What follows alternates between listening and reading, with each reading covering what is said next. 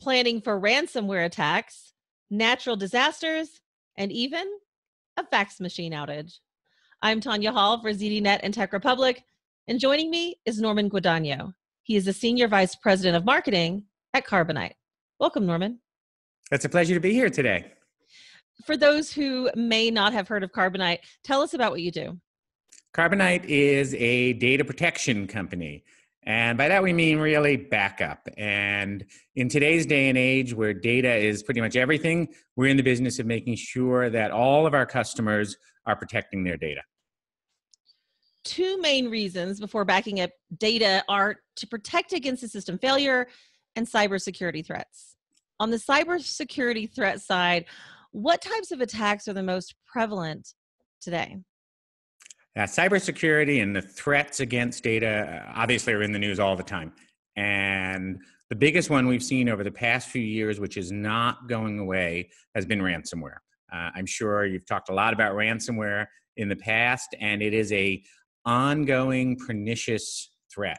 In fact, we get calls every single day of the week from customers who have a ransomware incident. And the only real protection against ransomware is backing up the data or paying, which really you don't want to do because then you have to pay and you don't want to pay criminals.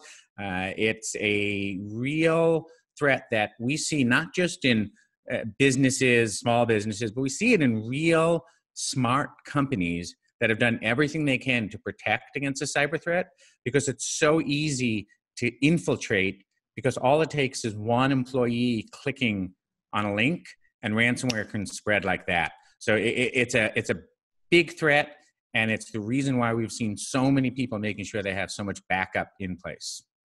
What new cyber threats do you see on the horizon for 2019? I think there's a couple of things that we can see coming. And in addition to new forms of ransomware, of course, we continue to see a lot of schemes to really sophisticated schemes to phish data. Phishing, of course, being the wanting to get information from people.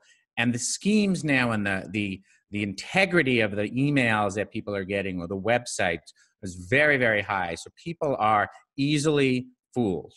Another thing we're seeing a lot of also is emails that appear to come from a senior person in your organization and ask you to do something and start a chain of events that might mean having funds transferred or a bill paid. We're also seeing a lot of fake bills, honestly, right? You think it's one of the oldest tricks in the book, but through digital, you get a lot of inbound invoices and people are sending good inbound invoices. And, oh, of course, I don't know what that is. It's $2,000, we'll pay it. The number of different threats out there is increasing every day, and businesses are spending more and more time educating their employees, building safeguards. And the truth of the matter is that most businesses are really either building a big wall around the business to try to keep everything out, but there's still cracks. You can't keep everything out. They're maybe educating their employees, but perhaps not every single employee, especially in businesses which have a lot of employee turnover or short timers. And then, of course, making sure that every business is protecting its data, because when something happens, and it will, you want to really have that backed up data available. It's a scary time, isn't it? Definitely. What is the state of disaster recovery planning in the enterprise world today? So disaster recovery is such an interesting space. And one of the reasons why it's so interesting is because we're seeing more disasters. Both natural disasters are increasing, and we're seeing more other types of disasters. And all you have to do is think about the horrible fires taking place in California right now. Those wildfires are not just destroying homes and taking lives, but they're destroying businesses and taking years of data and other artifacts and destroying them left and right. And every business is trying to move towards a model where they can protect the core thing that creates the value in their business. And it used to be that you thought those core things that created the value, it's a natural disaster, board up everything, okay, we're safe. But it turns out that most businesses today really have data as the thing that's driving the core, whether that be a customer list, inventory, video, audio, other things. receipts, general ledgers, all of those things need to be protected. And we're seeing a lot of businesses finally coming around to realizing the assets are more than the physical assets, they're the digital assets. And so they're planning disaster recovery for digital and for physical, and of course, to make sure people are safe and sound as well. What are some tips that business leaders, C-level executives need to have to prepare for disaster for their team? What are some things that they can do to protect their data? Now, one of the things that we have seen, first of all, is that recent surveys have shown only 1 in 4 companies are actually prepared for a natural disaster, which is frightening when you think about that. If 25% of the companies out there actually have a plan in place, that means 75% don't. And I think it's critical that businesses prepare for any sort of natural disaster or a man-made disaster, as often happens, in 2 key ways. One, it should come from the top down. It has to be a priority for the leaders of any size business. And 2, it has to come from the bottom up.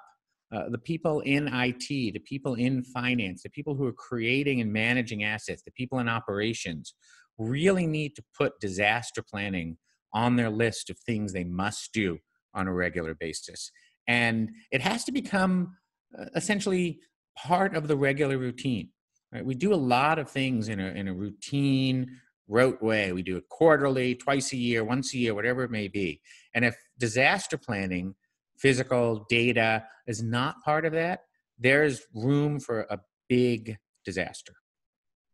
As enterprise data goes mobile with smartphones and tablets, what recommendations do you have for endpoint data protection?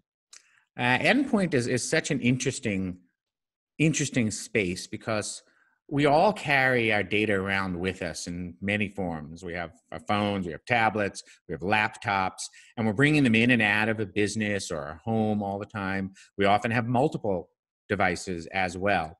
And one of the things we see with Endpoint is businesses often discount the amount of valuable data that lives on an endpoint device because businesses say, oh, everybody's storing it in the cloud. Well, maybe not.